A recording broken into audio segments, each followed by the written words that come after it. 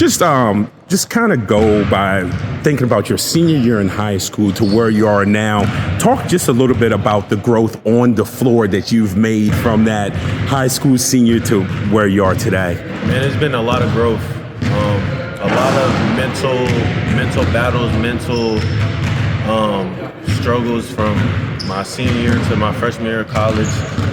But I mean, just the progression of trying to stick with it, being in the gym as much as I can, trying to get better at my craft, trying to, prove on things that people say I can't do. But I think the biggest adjustment for me probably is just building my mental confidence and just overall confidence in myself as a player. I felt a lot of people, I would say, discredit the stuff I do. So just trying to not be lost in that. And, we live in a world of social media now. I was very caught up in that. But now I'm just very, focused on myself and focused on stuff I got to improve on to help the team win. Have you always been such a physical player going to the basket? Is that kind of what your calling card has always been? Yeah, I mean, I've always been kind of one of the most athletic people on the court. And I've been faster than most people. So just trying to get to the basket, use my frame to get to the free throw line. But I think I got also a very good touch and everything. So I mean, I never shined away from contact. And then being from Texas, I played football. So how did you not get sucked into football? I'm sure there was plenty of football coaches that wanted to grab you. Sure. My mom, she never let me play football. She seen the movie Concussion with Will Smith that came out. I forgot what year it was, but she seen that and then she told me I couldn't play. What does a typical day look like for you at Georgetown with the academic work along with your responsibilities here? It's tough. Coming from Arizona, my schedule wasn't this filled.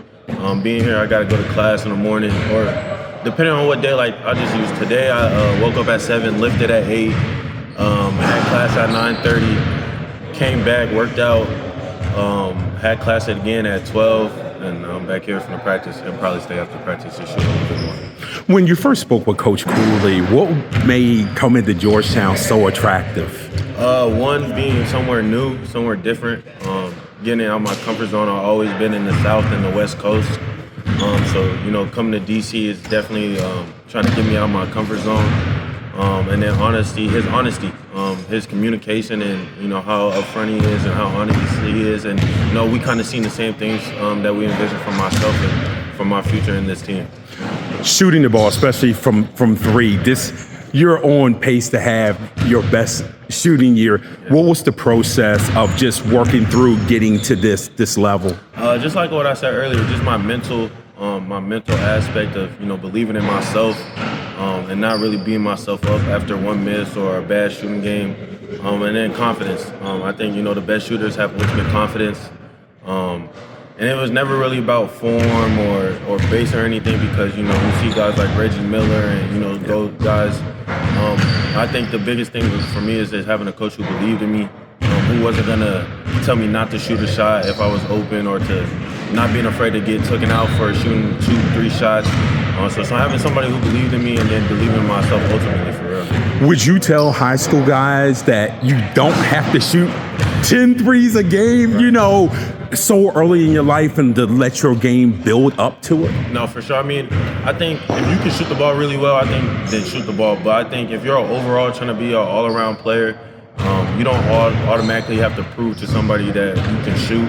I think, a bunch of coaches look for different things and, the NBA or whatever your dream is, they look for different intangibles.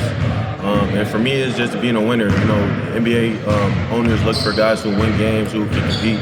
And so you don't have to just be a shooter. I think overall, you're just trying to build your game all around. And I think that's how I try to build my game. Defensively, you're so good. Defensively, you're so physical.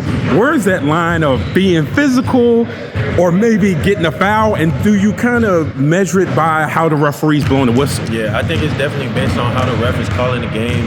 Also basing on who I'm guarding my opponent, how physical he is and how he uses, his physicality to his strengths. So, just trying to base it off the type of game that is being played and the opponent.